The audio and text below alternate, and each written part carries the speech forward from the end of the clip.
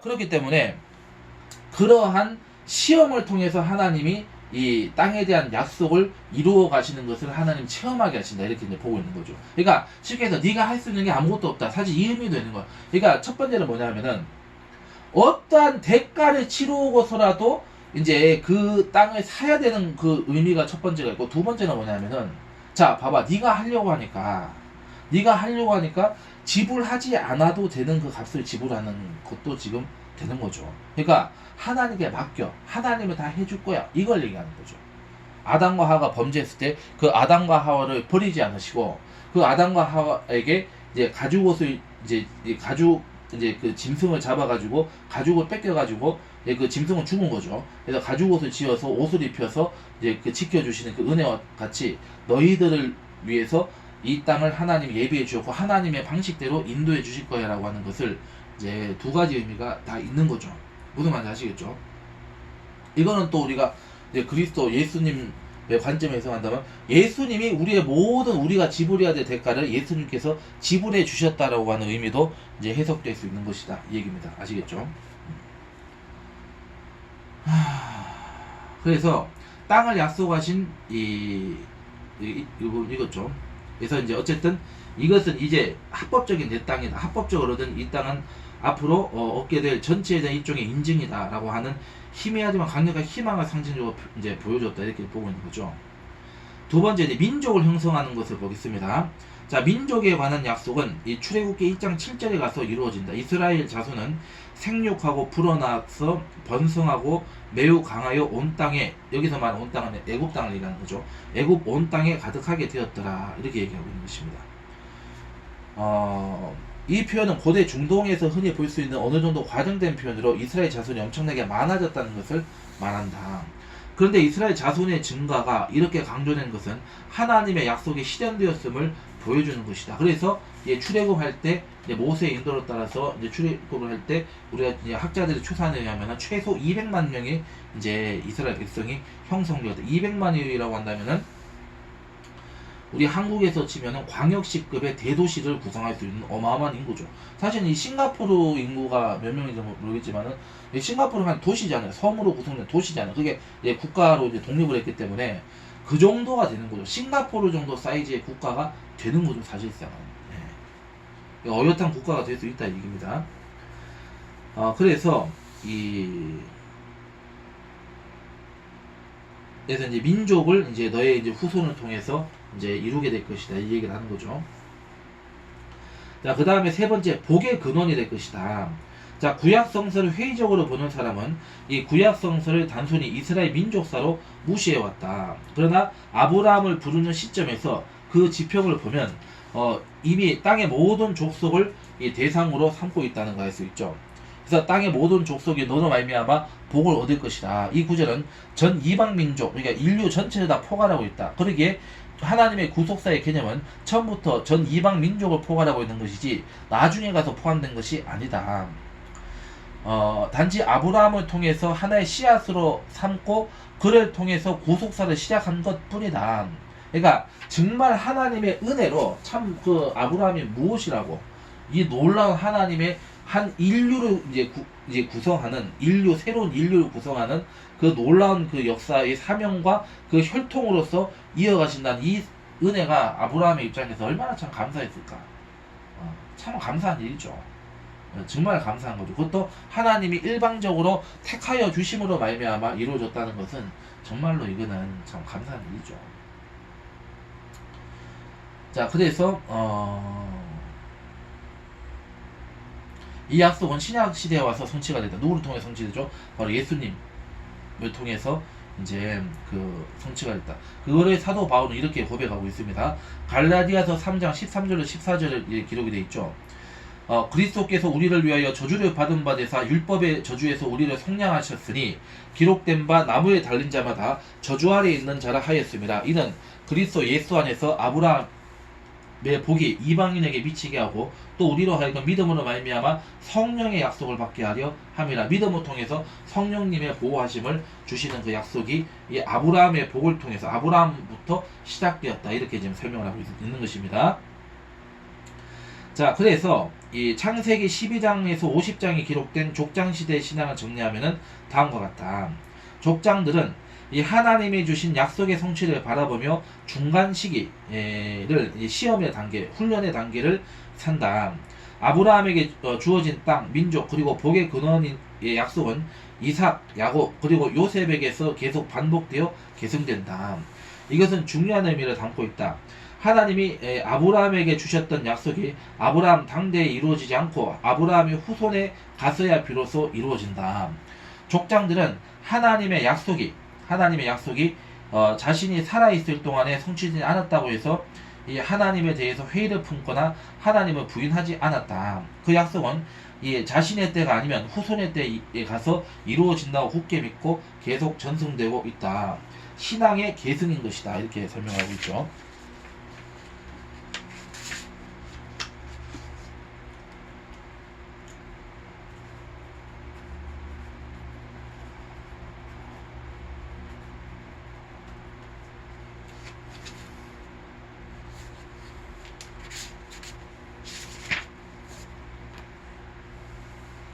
자, 그러기에 본문을 요약해 보면은 이 족장들은 하나님께서 주신 약속의 성취를 바라보면서 이 중간 시기를 살아간 것이다. 하나님의 약속과 성취의 중간 시기에 이 족장들의 삶이 놓여 있다. 이 중간기는 시험의 시기다. 시험의 시기 때 필요한 것이 바로 신앙이다. 이 시험은 하나님이 주시는 시험이고 마귀가 주는 시험이 있죠. 마귀가 주는 시험은 미혹이고 유혹이고 거짓말이고, 하나님이 주신 시험은 우리가 테스트, 훈련입니다. 훈련.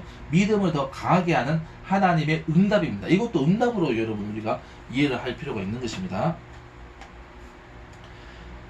자, 그래서 이제 믿음을 하나님께서 이제 성취해 가는 과정이다, 이렇게 볼 수가 있는 것입니다. 그래서 계속해서 아브라함은 하나님으로부터 신앙을 시험받았던 것이다. 창세기 22장이 하나의 좋은 예다. 이삭의 출생 속에서 하나님의 약속의 성취를 보았는데, 동시에 그 이삭을 바치라고 하는 시험을 맞이하게 되는 것은 중간 시기를 살아가는 신앙인들의 삶을 보여주고 있다. 오늘의 신앙인들도 이 하나님이 주시는 말씀이라고 하는 약속과 그것이 아직 성취되지 않은 시점, 그 중간 시기에 살고 있다. 약속이 확실히 성취될 것을 믿고 사는 것이 바로 신앙인들이지만, 동시에 언제나 우리의 신앙은 도전받고 있다는 것입니다. 그러나 약속이 나의 때에 이루어지지 않는다고 해서 파기되는 것이 아니고, 그 약속은 우리의 후손에게 계속 전해진다고 하는 사실을 우리가 믿어야 되는 것입니다. 이것이 바로 아브라함으로부터 시작되는 족장시대에 갖고 있었던 이 선배 신앙인들의 신앙이라고 할 수가 있다. 우리가 대표적인 예가, 다윗은 정말 예루살렘에서, 이 수도에서 이 하나님 성전을 짓고 싶었어요. 그게 사실 어떤 의미에서 이 왕이 되고자 하는 목적도 되고 이유도 되었던 것입니다. 그런데 하나님께서 허락하지 않으셨잖아요. 그런데 그 하나님께서 그러면 이 다윗 왕조, 다윗의 혈통을 통해서 메시아가 나고 구원이 완성되고 많은 구원받게 된다는 이 다윗의 사명을, 하나님의 그 언약을 이제 취소하셨냐? 취소하지 않았다는 거죠. 대신 너는 너무 이제 많은 피를 보고 이제 이제 희생이 컸지 않느냐. 그러니까 이제 너가 아니라 너의 아들을 통해서, 이 솔로몬을 통해서 이제 이 성전을 짓게 해주겠다. 그래가지고 이제 솔로몬에 의해서 이제 그 성전이 예루살렘에 이제 이 건설되고 봉헌되게 되었다. 이렇게 이제 우리가 볼 수가 있는 거죠. 그러면 하나님 약속을 어기신 겁니까? 그러면 나한테 그러면 이루어지지 않다고, 나한테 그러면 그 응답 안 줬다고 그러면 하나님 약속이 아닌 거예요? 그럼 취소된 거예요? 아니죠. 그거는 바로 이 솔로몬의 후손을 통해서, 또 그 다윗의 직계 후손인 예수님을 통해서 이제 나게 되는 것이다. 이렇게 볼 수가 있는 것입니다.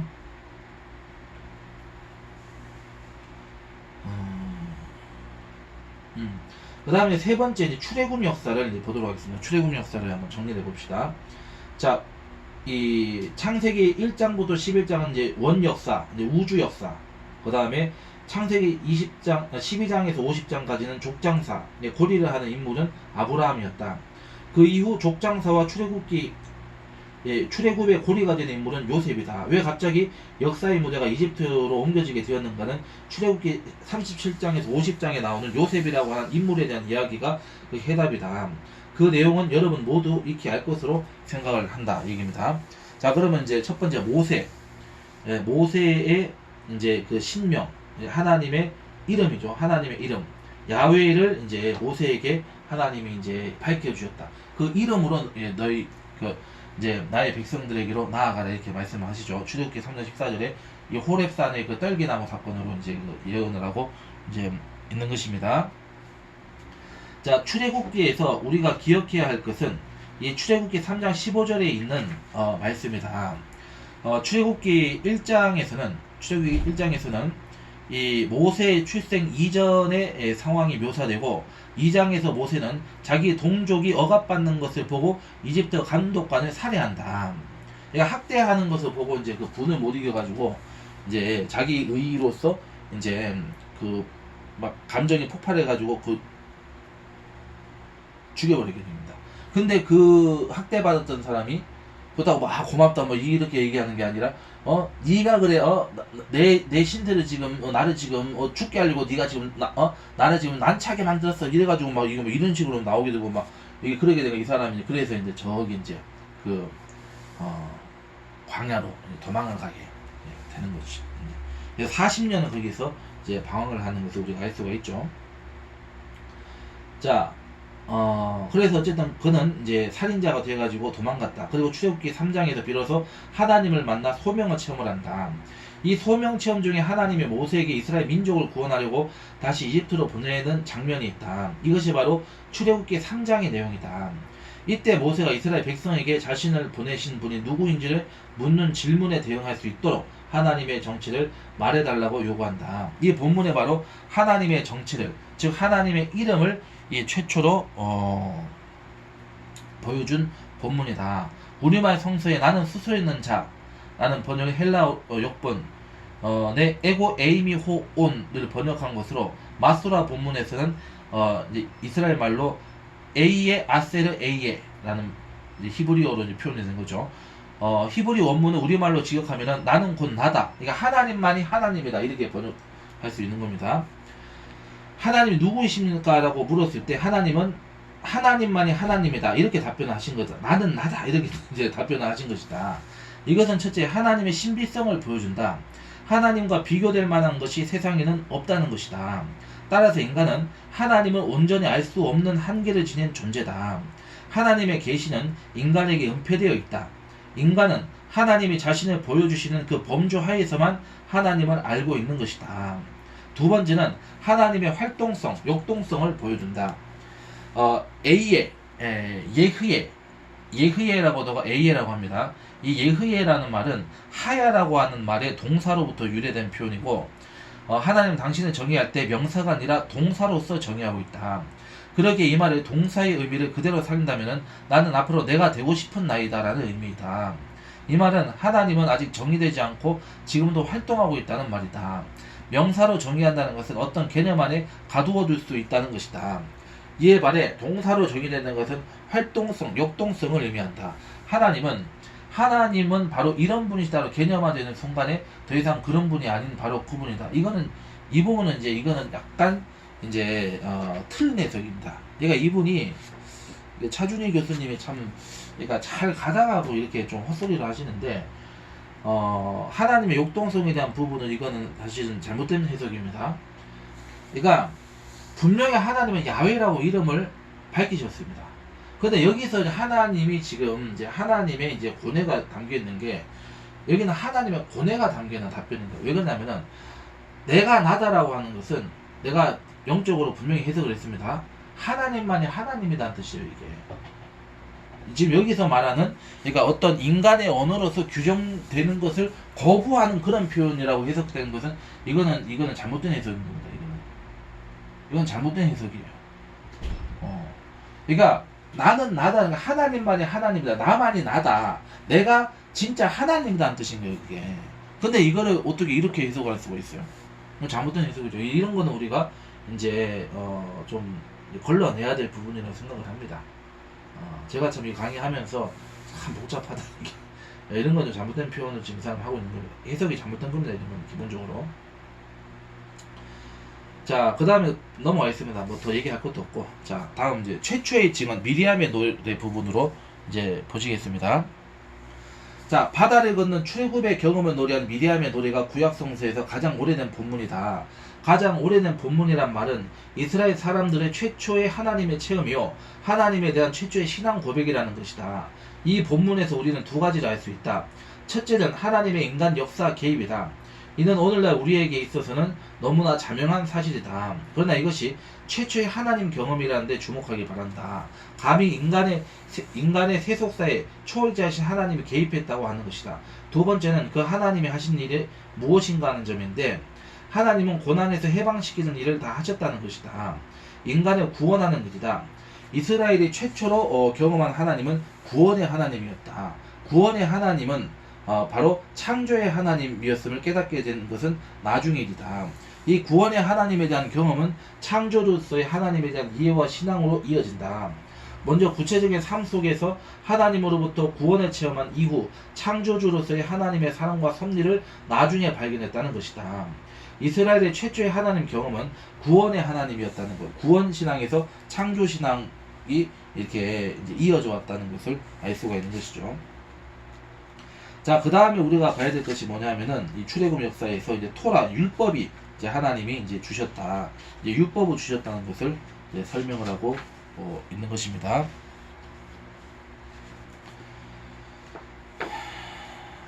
이 토라라고 하는 것은 보통 이제 그 율법이라고 하는 이제 말로 번역을 하는데, 사실은 이게 이 단어의 의미는 교훈 내지는 가르침이라는 뜻이 더 정확한 그 의미라고 합니다.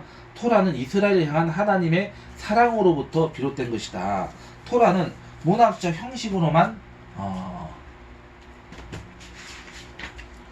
보면은 이게 법률적인 형태로 표현되었기 때문에 흔히 율법이라고 부르고 있는 것이다. 그러나 문학적 형태는 율법이지만 그 내용은 하나님의 사랑이 표현된 가르침이다. 이 토라는 오경에 집결되어 있다. 모세가 시내산에서 하나님으로부터 계시받은 내용이 출애굽기 19장 1절에서 시작되어서 레위기 전체와 민수기 10장 10절에 기록이 되어 있고, 가나안 진입 직전 모압 지역에서 받은 내용이 신명기 12장에서 26장에 이제 기록이 되어 있다, 이렇게 되어 있습니다. 이 시내산에서 주신 율법의 그 부분, 그래서 시내산 단락이라고 하는데, 이 시내산 단락 안에는 십계명과 언약 법전 그리고 성결 법전이 포함되어 있다. 예, 정리가 되어 있죠. 이렇게 이제 구성이 되어 있다 보시면 되겠습니다. 토라 전체는 613가지로 되어 있는데, 이를 10개로 집약한 것이 바로 십계명이다. 십계명을 두 토막으로 정리한 것이 바로 예수님이 지적한 대로 하나님에 대한 사랑과 인간에 대한 사랑이다. 이를 사랑의 이중 계명이라고 한다. 이 이중 계명의 공통 부분은 바로 사랑임을 알 수 있다. 토라의 기본 정신은 사랑이지 구속이 아님을, 이게 속박하는 것이 아님을 이제 알 수 있다. 이것이 바로 예수님이 율법 토라를 해석한 기본 원리다. 하나님이 이스라엘에게 주신 이 사랑의 편지가 바로 토라인 것이다. 이렇게 우리가 봐야 되는 것이죠. 자, 그 다음에 네 번째로 우리가 봐야 될 것이 뭐냐면은 이 광야 전승이라는 겁니다. 광야 전승. 광야 전승이라고 하는 것은 이제 광야에서 이제 전승되어 온 이스라엘의 하나님의 그 이제 인도하심에 대한 반응들을 이제 그 자료로 남겨서 전승된 자료다 해서 광야 전승이라고 하는데, 불평 전승, 불평의 기록이다 해가지고 불평 전승이라고도 일컫기도 한다라고 되어 있습니다. 이때 모세는 중보자로서 역할을 이제 한다. 여기에서는 이 모세의 이 중재 기도와 이에 대한 하나님의 구원이 계속해서 나타나고 있다. 출애굽기 16장에서 18장은 이집트에서 시내산까지의 광야의 여정을 그려주고, 민수기 10장에서 36장은 이 시내산에서 모압까지의 광야 여정을 보여주고 있다. 민수기는 이는 여리고 맞은편 요단가 모압 평지에서 야훼께서 모세를 통하여 이스라엘 자손에게 명령하신 계명과 규례니라 라는 말씀, 이 민수기 36장 16절에 기록된 말씀이죠. 요 부분으로서 대단원의 막을 내리고 있다. 이 토라의 전승이.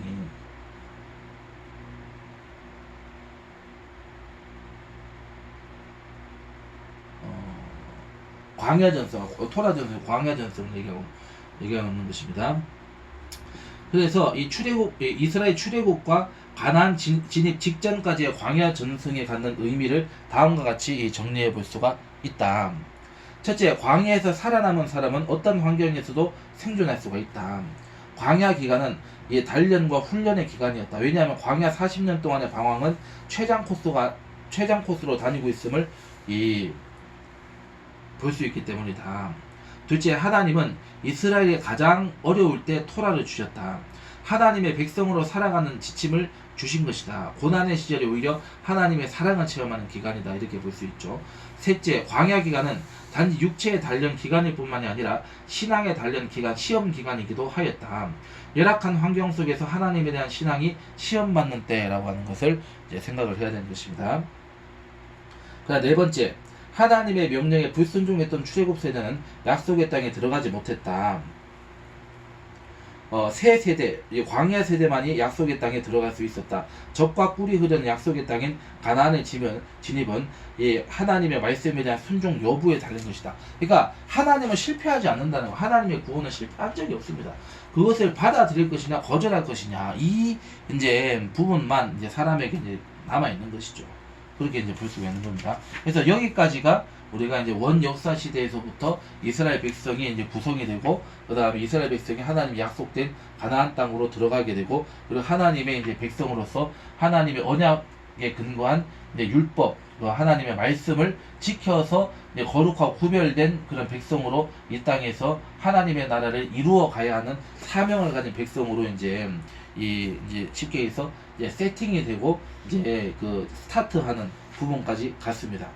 자, 그 다음에 이제 58페이지로 넘어가면은 이제 네 번째 시대, 바로 이 사사 시대가 이제 열리게 되는 것입니다.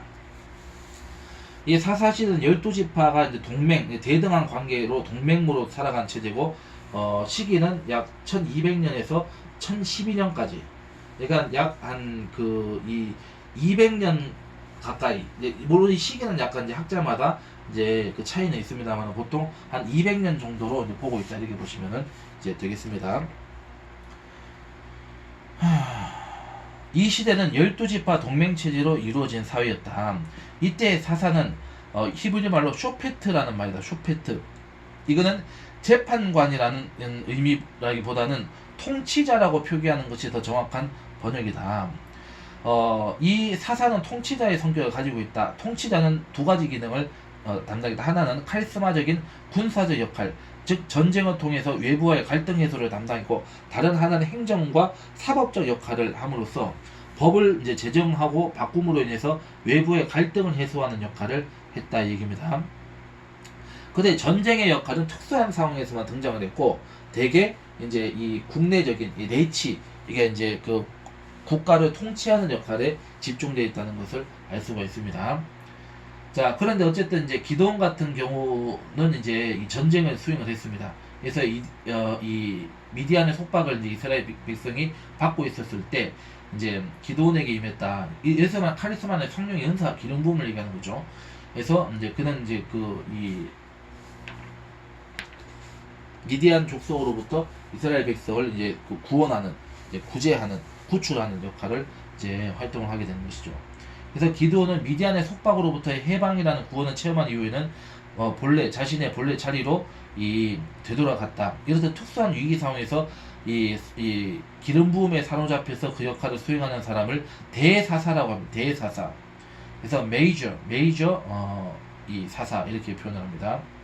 그래서 여기에서 해당되는 사람이 이제 이 운니엘, 에훗, 삼갈, 드보라, 기드온, 삼손, 입다, 이렇게 이제 해당이 됩니다. 그러나 이와 반대로 후자는 종신적 지책이다. 그러니까 사사 중에는 전쟁을 해가지고 이스라엘 백성들을 구출하고 이제 나라를 지키는 역할이라고 하는 것은 한시적인 역할도 있었다는 거예요.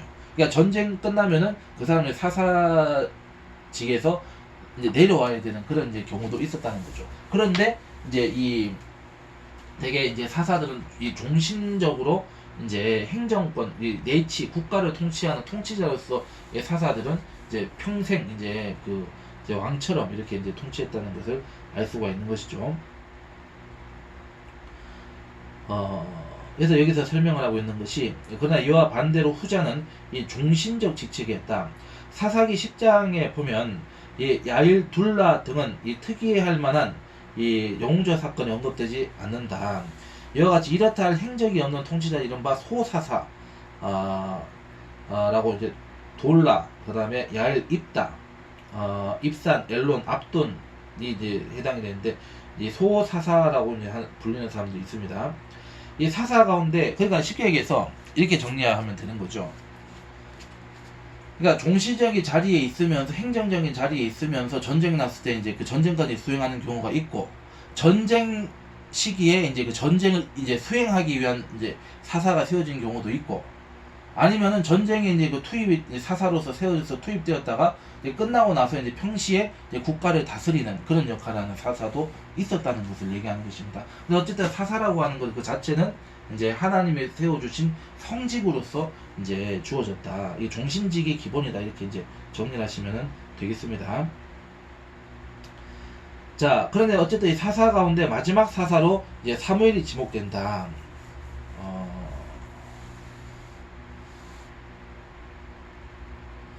그래서 이제 사무엘 이후에 생겨난 왕들은 이제 이 사울 왕, 다윗 왕, 이제 그 이후에 이제 왕들은 이제 소사사의 기능을 계승을 했다고 보시면 되는 거고, 이 사사의 직분 중에서 그러니까 이제 그 종신적으로 나라를 통치하는 그런 역할을 계승했다고 이제 보시고, 대사사의 기능은 예언자가 수행했을 것으로 판단된다. 그래서 예언자는 카리스마에 입각한 하나님의 대언자가 되어 종신적이고 세속적인 왕을 견제하고, 왕 그에게 하나님의 뜻을 물어야만, 묻고 들어서 순종해야 되는 그런 위치에 있었다. 이렇게 이제 해석들을 하고 있는 것입니다. 그 표로 이제 그 요약된 게 거기 나와 있죠. 자, 사사기의 역사를 보면은 배신과 이스라엘 백성들이 하나님을 배신했다가 하나님도 징벌을 받고 회개하고 구원받는, 이게 계속 이제 아주 그냥 반복이 되고 있죠. 이런 순환 구조가 적어도 7번 정도 반복되고 있다. 사사기가 문서화된 포로기 상황에서 이런 구조는 하나의 메시지를 담고 있다. 그 내용인즉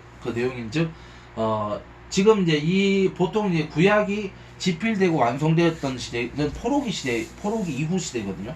그렇기 때문에 아무래도 이스라엘 백성들이 쉽게 얘기해서 왜 이 모양 이 꼴이 됐는지에 대해서 그 관점에서 이제 사실은 구약 성경이 이제 쓰여졌기 때문에, 하나님으로부터의 심판이라고 하는 것이 이미 전제에 깔려 있다고 보시면 되는 거예요. 무슨 말인지 아시겠죠? 그렇기 때문에 이스라엘 역사를 확실하게 우리가 얘기할 수 있는 거죠. 이거는 바로 결국은 이 결론적 관점에서 지금 이게 쓰여지고 있다. 그러므로 우리의 신앙이라고 하는 건 이미 그런 결론적 관점을, 우리가 종말론적 관점을 절대로 우리가 지금 시대에서는 심판의 관점은 결국 뭐예요? 이 종말론적인 관점에서 우리가 바라봐야 된다. 이렇게 이제 연결돼가지고 우리의 신앙이 또 이렇게 이제 또 바로 세워져야 된다. 이 얘기를 지금 여기서 하고 있는 것입니다.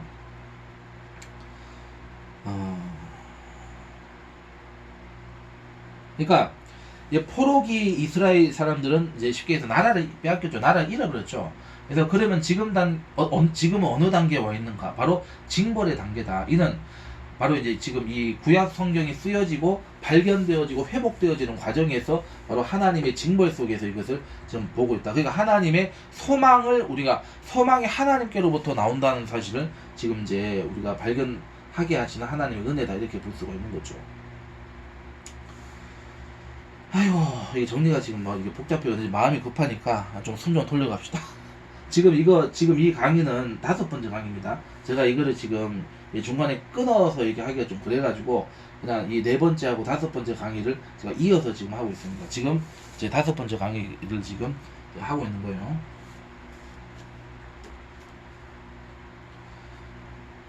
자, 이 부분 다시 읽겠습니다. 사사기에서는 배신, 징벌, 회개, 구원이라고 하는 순환 구조가 적어도 7번 정도 반복되고 있다. 사사기가 문서화된 이 포로기 상황에서 이런 구조는 하나의 메시지를 담고 있다. 그 내용이죠. 지금 포로기에 있는 이스라엘 사람들은 나라를 잃어버렸다. 그러면 지금 어느 단계에 와 있는가? 바로 징벌의 단계에 있다. 이는 하나님의 말씀에 불순종했기 때문이다. 이것이 바로 이스라엘이 주전 587년에 당한 심판에 대한 신학적 해명이다. 이는 우리 하나님이 무능해서가 아니고 오히려 다른 세력이 아닌 우리 하나님이 우리를 심판하신 것이다. 왜? 우리가 하나님 말씀에 불순종했기 때문이다. 이제 우리는 무엇을 해야 되는가?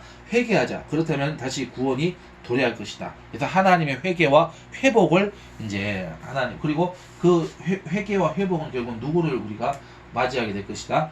메시아를 맞이하게 될 것이다. 쪽으로 이렇게 나오게 되는 거죠. 그래서 우리가 이 특히 포로기나 중간사 시대를 보면은, 그래서 우리가 이 묵시 문학이 횡행을 합니다. 그래서 이제 뭐 끝이 왔다. 이제 이제 이게 이제 시한부 종말론 같은 게 막 그냥 뭐 기승을 부리는 그런 이제 잘못된 그런 이제 역사들도 이제 있었다는 것을 우리가 이제 볼 수가 있는 거죠. 그러나 분명한 회개하고 우리가 메시아를 우리가 기대하면서 우리가 하나님 앞에 바로 서야 된다는 운동이 동시에 일어났다는 것을 우리는 알아야 되는 것입니다.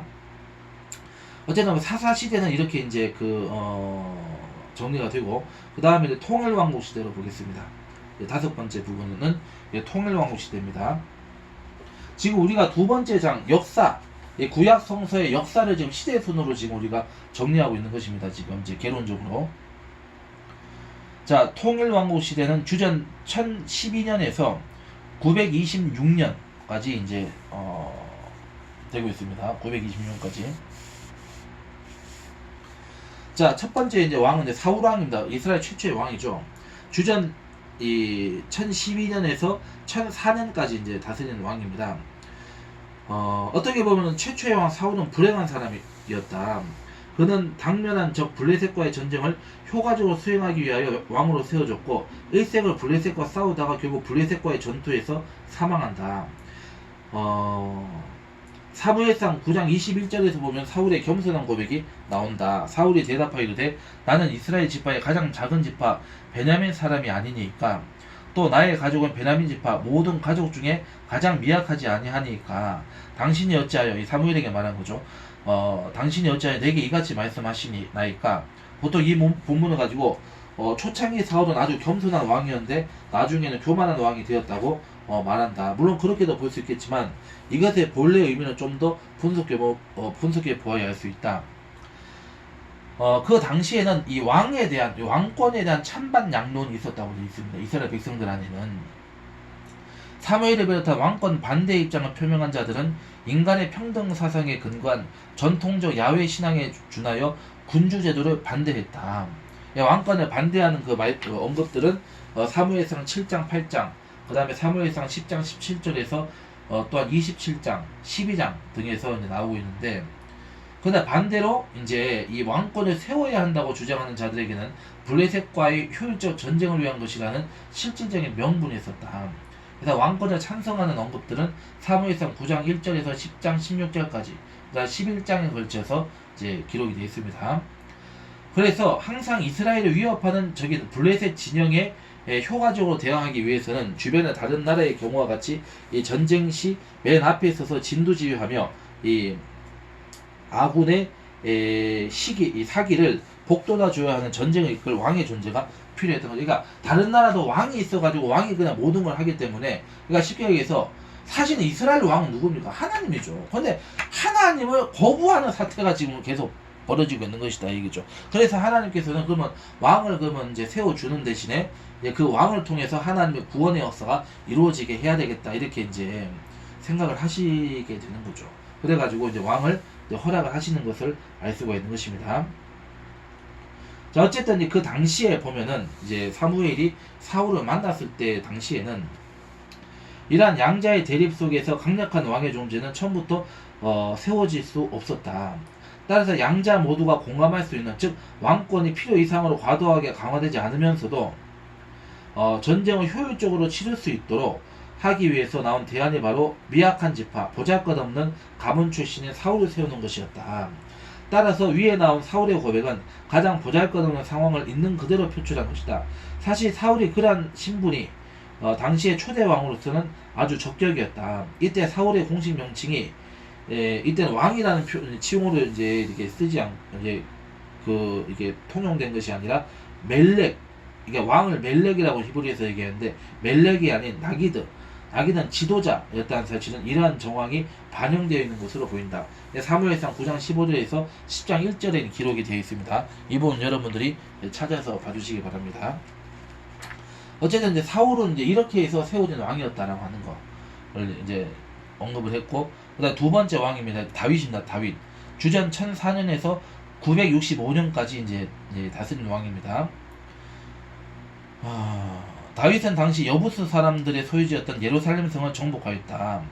이후로 예루살렘 성은 다윗성으로도 불린다. 예루살렘은 해발 800m 이상의 고지에 위치한 천연 요새였기에 말 그대로 난공불락의 성이었다. 그러나 한 가지 약점이 있었다. 생활과 생존에 필수적인 물이 없었다. 그런데 이 문제를 해결하기 위해서 예루살렘 성 바깥쪽에 있는 기온샘 물줄기를 끌어들여 성 안쪽에서 원통형 수구를 만들어서 이를 통하여 두레박 같은 것으로 물을 퍼올려서 사용을 했다. 이렇게 되어 있습니다. 이 수구는 영국군 퇴역 장교였던 찰스 워렌이 1876년에 예루살렘을 정밀 탐사한 후에 이제 발견하였다. 이로 인해 이 수구를 성서 고고학계에서는 워렌의 원통형 수구라고 부른다. 이 수구는 주전 18세기 여부수족이 만든 것으로 보인다. 다윗은 이 수구를 타고 올라가서 예루살렘 성을 정복했다. 이렇게 되어 있습니다. 그래서 다윗의 최고의 업적으로 꼽을 수 있는 것은 이 블레셋을 정복함으로 블레셋과의 갈등 문제를 완전하게 이제 해결했다는 점이다. 다윗의 통치 시기는 이스라엘 역사상 가장 큰 영토와 가장 강력한 국력을 갖고 있었던 시기였다. 그러나 밧세바 사건 이후 다윗의 영화는 꺾이게 되었고, 초창기 통치 시절의 화려함에 비교하면 그의 말년은 보잘것이 없었다라고 하는 것, 이것을 표현을 할 수가 있는 겁니다. 자, 세 번째 이제 솔로몬 왕입니다. 솔로몬, 다윗의 아들이죠.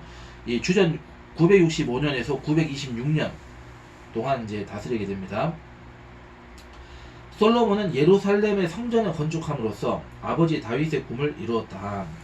솔로몬에게 있어서 다음으로 중요한 업적은 고대 중동의 국제 무대에서 활동했다는 사실이다. 그의 강대한 국력은 국제 왕실 교론을 통해서 입증되며, 또한 이때 고대 중동의 학문인 지혜문학이 유입됨을 통해서도 입증된다.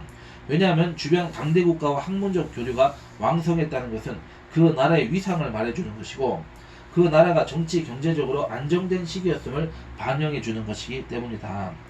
그리고 이 당시에 역사 자료가 수집이 되고 저수이 편찬되기 시작했다. 이제 비로소 이스라엘 역사의 정사, 이제 역사가 이제 왕조의 역사가 이제 비로소 이제 정리되고 편찬되기 시작했다는 것을 얘기하는 거죠. 고대로부터 내려왔던 모든 구전 전승이나 문서 전승들을 모으기 시작한 것이 솔로몬 때부터이다. 이 솔로몬의 문예의 부흥라고 표현을 합니다. 이 시대를. 그래서 솔로몬의 르네상스라고 표현을 하고 있습니다. 그래서 이때부터 이제 그러면서 동시에 또한 이제 그 역사 자료들이 이제 성경, 이 구약의 말씀을 이루는 이 사초가 되고 이제 참고 자료가 되기 시작해 성서가 기록되기 시작했다는 것을 얘기하는 것입니다. 그러나 이러한 국가적 번영에도 불구하고 이 시대는 이방 문명으로부터 유입된 이방 종교와의 혼합적 양상이 두드러지게 나타나는 시기, 이제 신앙의 변질에 또한 이루어지는 시기이기도 했다, 이렇게 볼 수가 있는 것입니다. 자, 그리고 이제 솔로몬이 우상 숭배, 이방 종교에 빠져들게 되면서 이제 이 솔로몬의 죄악은 솔로몬 때 이제 심판이 이루어지기보다는 바로 이제 다윗의 생각에서 솔로몬 때까지는 나라를 쪼개지 않으시고 솔로몬이 죽고 나서 솔로몬의 다음 이제 아들인 이 로보암 왕이 이제 즉위하면서부터 이제 분열 왕국이 이제 분열이 일어나게 분단이 되는 거죠, 쉽게 얘기해서. 그래서 요 사건은 약간 견해 차이가 있는데 926년에 이제 발생을 했다고 보기도 하고 922년에서 587년에 걸쳐서 이제 이 분열 왕국 시대가 열리게 되었다 보기. 그러니까 922년에 시작됐다는 설이 있고 926년에 시작되는 설이 두 가지 설이 다 있는데, 어쨌든 587년, 그러니까 이게 바벨론의 누부갓네살 군대가 예루살렘을 이제 함락할 때까지 약 이제 몇 년입니까? 약 한 300년 이상 이제 유지가 되는 거죠, 분열 왕국 시대라는 게. 그래서 솔로몬이 죽고 난 이후 그의 아들 르호보암의 실정이 직접적인 화근이 되어서 여로보암을 중심으로 북쪽 10개 지파가 분리하게 이르렀고 결국 통일 왕국은 북이스라엘과 남유다로 나뉘게 되었다. 이렇게 되어 있습니다. 그래서 이제 북왕국에 보면은 이제 북왕국에서는 이제 하나님이 이제 선지자들 세운 분들이 엘리야 선지자, 엘리사 선지자, 아모스 선지자, 호세아 선지자.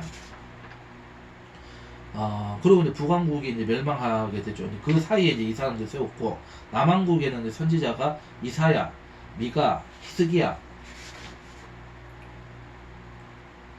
요시야, 여기는 히스기야하고 이제 요시야는 왕입니다. 근데 이제 신앙적으로 야훼 신앙을 다시 이제 복원시켰다는 그 업적 때문에 이게 올려준 것 같아요. 그 다음에 예레미야 선지자, 그 다음에 남왕국이 멸망되는 사건, 이렇게 이제 포로기에는 이제 에스겔, 예레미야하고 에스겔, 그 다음에 제2 이사야라는 게 있습니다. 제2 이사야는 우리가 나중에 공부하겠습니다. 포로기에는 이렇게 이제 그 선지자들이 일어섰고, 포로기 이후에는 학계, 에스라, 그 다음에 다니엘, 이렇게 되겠습니다. 이렇게 이제 되고 있기 때문에 볼 수가 있는데, 자 그러면 이제 먼저 북왕국 시대에 이제 그 엘리야 선지자를 한번 보도록 하겠습니다. 엘리야 선지자 62페이지를 펴주시기 바랍니다. 자, 북왕국의 역사에서 가장 먼저 언급될 만한 역사 가치가 있는 사람은 선지자 엘리야다.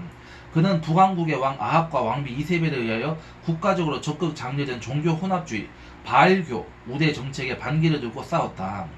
원래 유목민이었던 이스라엘 사람들은 보다 발달된 문명인 이 가나안의 농경 문화에 점점 동화되었다.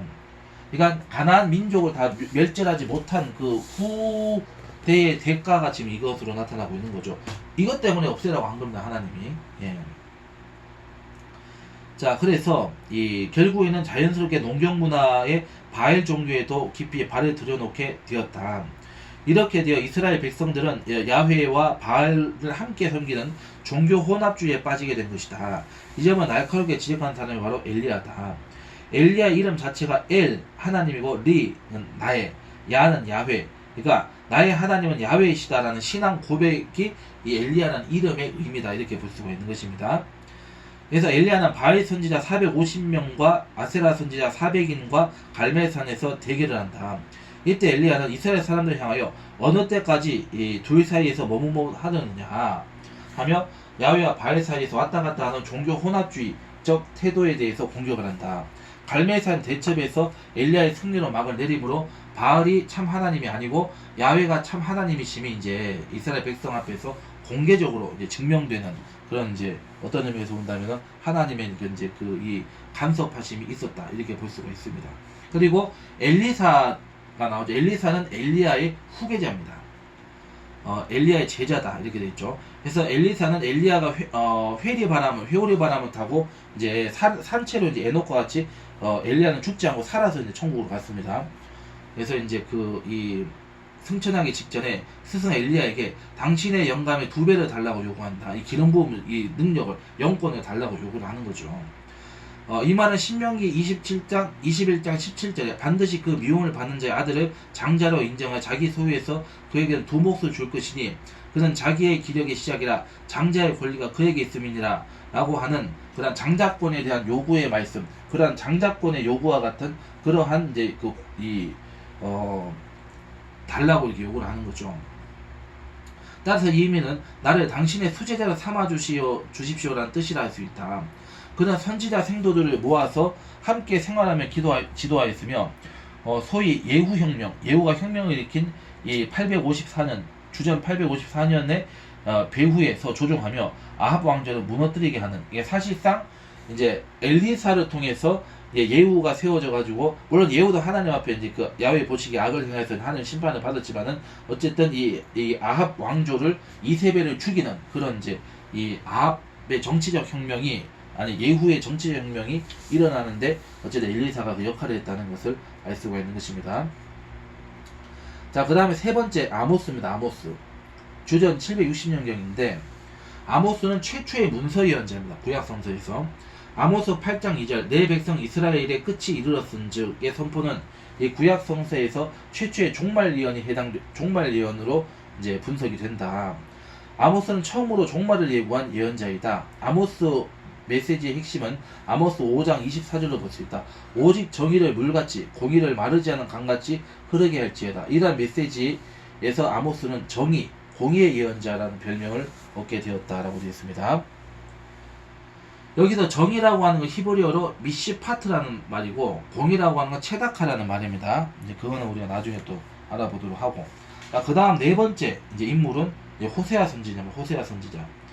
주전 750년에서 725년경에 해당되는 사람이고, 호세아는 주전 8세기 문서 예언자들, 여기서 말 문서 예언자들은 이제 아모스, 호세아, 이사야, 미가가 되는데, 이 네 명의 이제 그 이 문서 예언자들 가운데서 유일한 비유다인 출신 예언자, 그러니까 유태인이 아니고 이방 사람입니다. 이 사람은.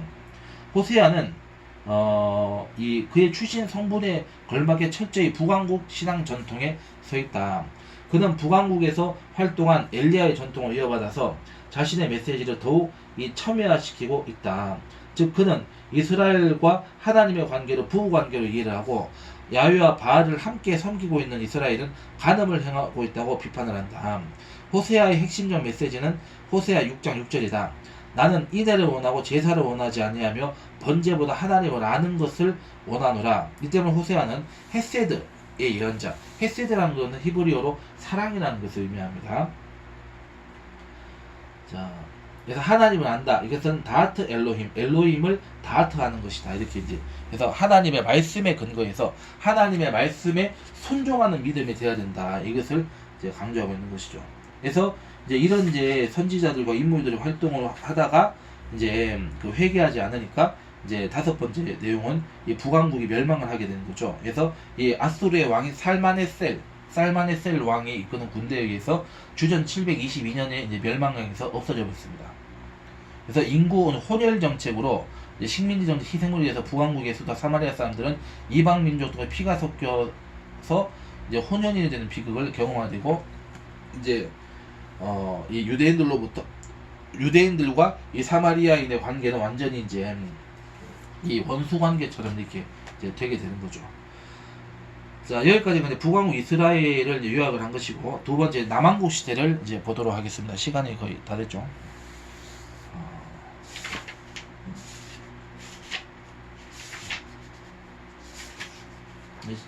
요게만 하면 되는데 시간이 거의 다 됐기 때문에 그래서 북왕국 남왕국 이제 유다 왕국을 보겠습니다. 유다 왕국은 926년에서 주전 926년에서 587년 동안 존속을 했습니다.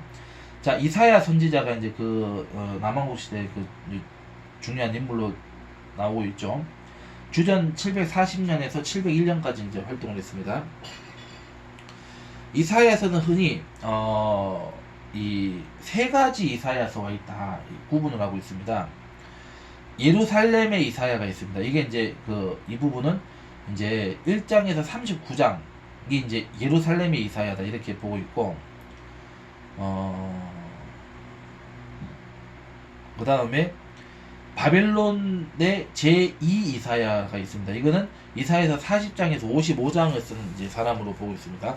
그 다음에 예루살렘의 세 번째, 제3의 이제 이사야서는 세 번째 이사야인데 다시 이제 예루살렘에서 활동을 한 이사야가 있습니다. 그래서 이게 이제 이사야서 56장에서 66장은 이제 집필했다 나와 있습니다. 그러니까 이사야서를 다루는 사람이 적어도 2명인가 3명 정도를 이렇게 이제 보고 있다. 왜냐하면 이게 활동 연대를 보면은 이 1장에 39절을 집필한 이사야가 우리가 알고 있는 이사야 같은데, 이건 740년에서 701년 동안 사역을 한 사람인데, 근데 제2의 이사야, 제3의 이사야는 주전 550년에서 515년, 그러니까 이사야 선지자 그렇게 오래 살았다는 증거는 사실 없거든요. 그러면 이거는 이사야의 제자 내지는 이사야의 후계자로서 자초한 어떤 하나님께서 세우신 선지자들이 이제 이사야라는 이름을 가지고 이제 활동을 한 것이 아닌가 이렇게 이제 보는 것이 좀 더 정확한 것 같습니다. 그래서 첫 번째 이사야, 두 번째 이사야, 세 번째 이사야 이렇게 이제 요약을 해놨죠.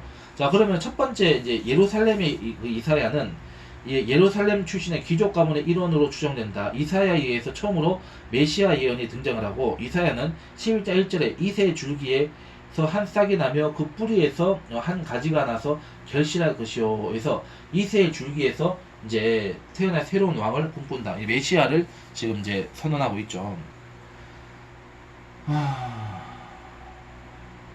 그러니까 이 이사야가 활동하던 당시에 그러면 이게 남왕국인 유다의 지금 이 왕들을 부정하는 것이고, 이들은 결국 폐하일 것이고, 새로운 진짜 영원한, 그러니까 영단번의 왕이 나올 것이다. 그것을 표현하고 있는 것이죠. 그래서 이제 다윗의 줄기가 아닌 이새의 줄기, 즉 현재의 왕인 새로운 왕을 노래하고 예고하는 것은 현 통치자에 대해서 간접적으로 비판하며 새로운 왕의 통치를 고대하는 것이다. 그래서 이사야 예언의 핵심은, 요절은 이사야서 7장 9절입니다. 너희가 굳게 믿지 아니하면 너희는 정령이 굳게 서지 못하리니 라고 할 수 있다. 여기서 굳게 믿는다는 것은 아만이라는 표현이고, 그 다음에 또 굳게 서지 못한다는 것도 아만입니다. 그러니까 믿는다라고 하는 거고, 이 굳게 선다라고 하는 거, 말씀에 굳게 선다. 그러니까 믿는다는 것은 말씀을 순종하는 것이고 믿음이다, 이런 메시지를 던지고 있는 거죠. 그렇기 때문에 이사야는 이 믿음을 절대 믿음이라고 표현을 하고 강조하고 있다. 그래서 신앙의 예언서, 신앙의 예언자라고 이렇게 표현을 하고 있는 것입니다. 자, 그 다음에 이제 두 번째가 이제 미가 선지자가 나옵니다. 미가 선지자. 미가는 이사야와 거의 동시대 같은 장소인 이 예루살렘에서 활동하였으나, 그는 예루살렘 출신인 이사야와는 달리 유다의 지방 모레셋 출신이었다. 아마도 지방의 이제 출신이다 이 얘기죠. 그는 처음으로 예루살렘 성전의 멸망을 분명하게 선포한 예언자다. 이것은 당시 백성들의 민간 신앙의 뿌리였던 시온 신앙을 거부하는 것이다. 이 예언은 100년 이후 예레미야에게도 영향을 준다. 이것은 구약 성서에서 다른 예언자의 메시지가 그 예언자의 이름을 거명하면서까지 인용된 유일한 경우다. 그러니까 예레미야가 이 미가 선지자의 예언을 이제 말씀을 인용했다, 이렇게 보는 경우죠. 그래서 미가 선지자 메시지 핵심은 미가서 6장 8절이다. 야훼께서 내게 구하시는 것은 오직 정의를 행하며 인자를 사랑하며 겸손하게 내 하나님과 함께 행하는 것이다는 것을 이제 강조하는 것이죠. 여기에서 우리는 아모스, 호세아 그리고 이 이사야 예언의 핵심 메시지가 종합되어 있다는 것을 보게 된다. 이 본문은 주전 8세기 예언자들의 메시지를 집약해 놓은 것으로 보인다라고 되어 있습니다. 그래서 오늘은 여기까지 수업을 진행하겠습니다. 수고하셨습니다.